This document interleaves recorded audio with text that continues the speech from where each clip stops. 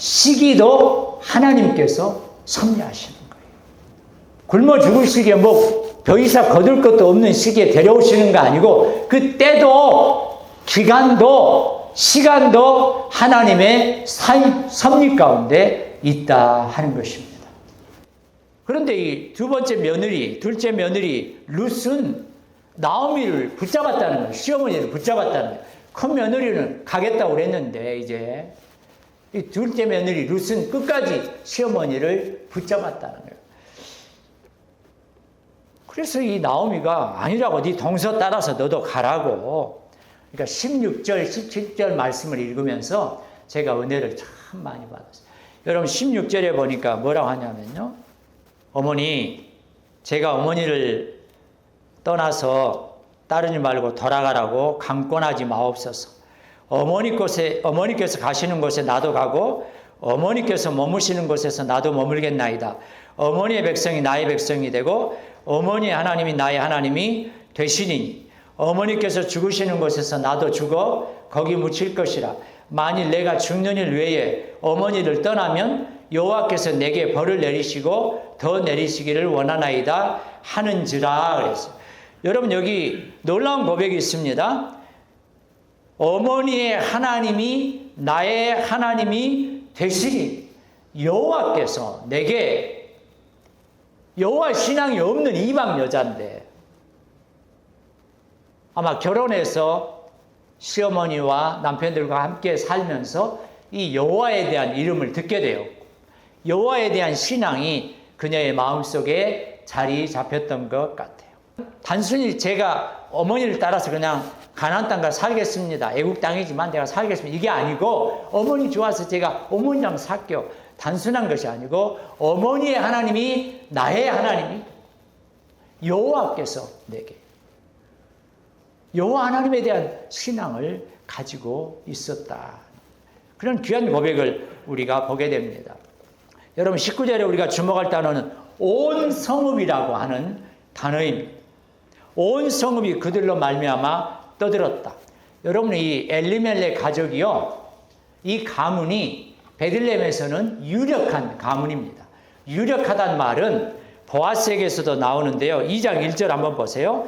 나오미의 남편 엘리멜렉의 친족으로 유력한 자가 있으니 그의 이름은 보아스더라 그랬어요. 여기 유력하다는 말은 여러분 그 성경 밑에 그 번호를 보시면 부호로 되어 있는데 슈퍼 리치 같은 거죠. 큰 부자였어요. 영어 성경에는 그레이트 리치맨으로 나옵니다. 그러니까 보아스도 부자였지만 엄청난 부자였지만 이 엘리멜렉이라고 하는 가문도 상당한 부자였다는 것이죠. 유력했다. 그래서 뭐 보통 평범한 사람 같았으면 돌아온다고 온 성이 이렇게 떠들 리가 없는데 온 성이 떠들어요. 그래서 어떻게 해서 이렇게 돌아오게 됐는지 그 모든 상황을 이미 이 베들레헴 사람들은 다 듣고 알고 있다 하는 것이죠. 자, 그런데 이제 돌아왔어도 이 나오미와 룻은 먹고 살 수 있는 식량이 있어야 되잖아요. 그래서 2절에 보니까 이제 밭에 가서 이렇게 이삭을 좀 구해보겠습니다라고 며느리 룻이 시어머니 나오미에게 이야기를 합니다. 시어머니 허락을 받고 이삭을 이제 좀 구하러 나가는데요. 자, 2장 3절입니다. 같이 읽습니다. 시작. 룻이 가서 베는 자를 따라 밭에서 이삭을 줍는데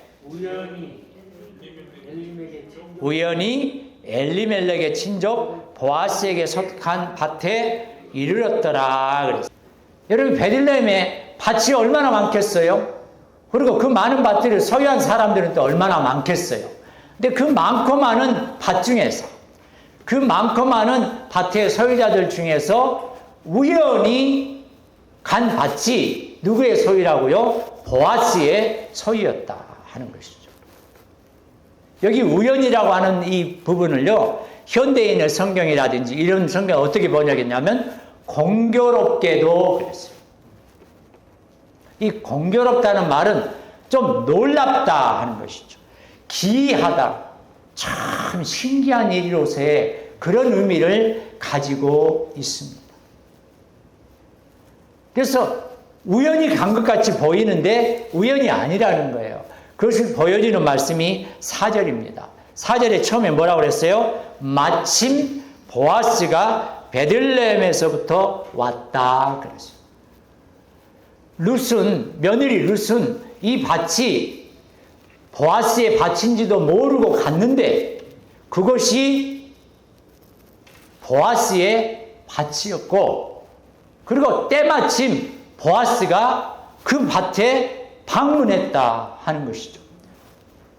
만약에 여러분 생각해 보십시다. 룻이 모르고 이삭 좀 얻으려고 어떤 사람의 밭에 갔는데 그 밭이 보아스의 밭이에요. 근데 그날 보아스가 안 왔으면, 그때 보아스가 안 왔으면, 근데 그때 보아스가 왔다 하는 것이죠.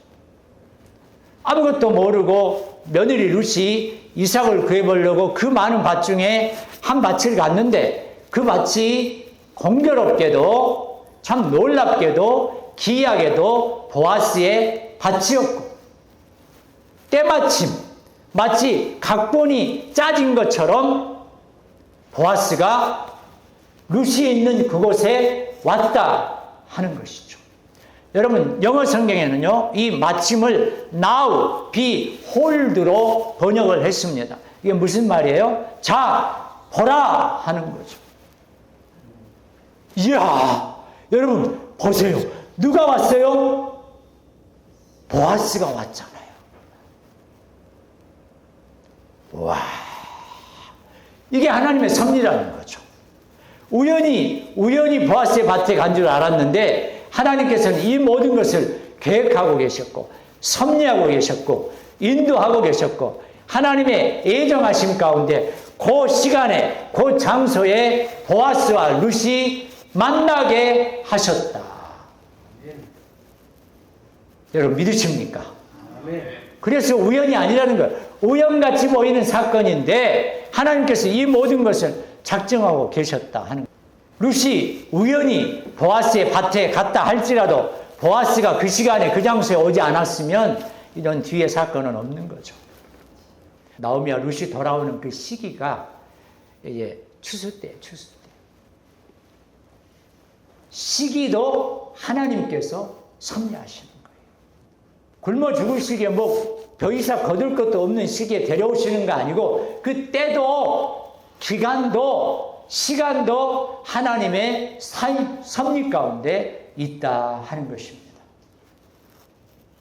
새순병원을 이곳에 세운 시기, 새순 라이프 교회가 이제 시작되어야 되는 그 시기, 저와 여러분이 만나는 이 시기, 우연인 것 같아도 하나님께서 예비하시고 준비하시고 섭리하시는 줄 믿습니다. 이 시기라는 것도 하나님 주관하시고, 두 번째는 이 보아스와 그리고 룻의 만남입니다. 제가 말씀드렸지만 우리 삶의 이 만남이라고 하는 것이 하나님의 섭리 가운데 진행이 된, 살다 보니까 우연하게 우리가 옆에 저와 여러분들이 만난 것 같아도 그렇지 않습니다. 하나님의 섭리 가운데, 놀라운 예비하신 가운데 우리가 만나게 되었다 하는 것입니다. 여러분, 그럼 이게 얼마나 복된 만남입니까? 하나님의 때에, 하나님의 시간에 하나님이 예비하신 사람들을 만나게 하셨다 하는 것입니다. 이것이 여러분 하나님의 섭리라는 거예요. 우리는 보아스와 룻만을 통해서 이걸 보는 것이 아니고 오늘 이 시간에 저와 여러분의 삶 가운데서 역사하시는 하나님의 섭리하심을 보게 되는 것입니다. 여러분들이 그 많고 많은 병원 중에 새순병원으로 인도함을 받으신 것, 그리고 우리 박주모 원장님 같이 너무나 젠틀하시고 믿음이 있으시고 또 환우들에 대해서 한없는 긍휼을 가지고 계신 그런 원장님을 만나게 하신 것, 그리고 누구의 소개로 오셨든 여러분이 오늘 이 새순 라이프 교회에서 부족한 종과 함께 말씀을 듣고 예배를 드리는 이런 귀한 만남, 다 하나님의 섭리 가운데 있는 줄 믿습니다. 우리 인생의 남은 부분도 마찬가지예요. 그냥 우연히 되는 일은 없습니다. 하나님께서 반드시 섭리 가운데서 여러분의 건강도 회복시켜 주시고 이후의 삶 가운데 하나님의 영광을 위해 살아가시고 그 믿음 가지고 이제 남은 인생도 승리하시기를 예수님의 이름으로 축원합니다.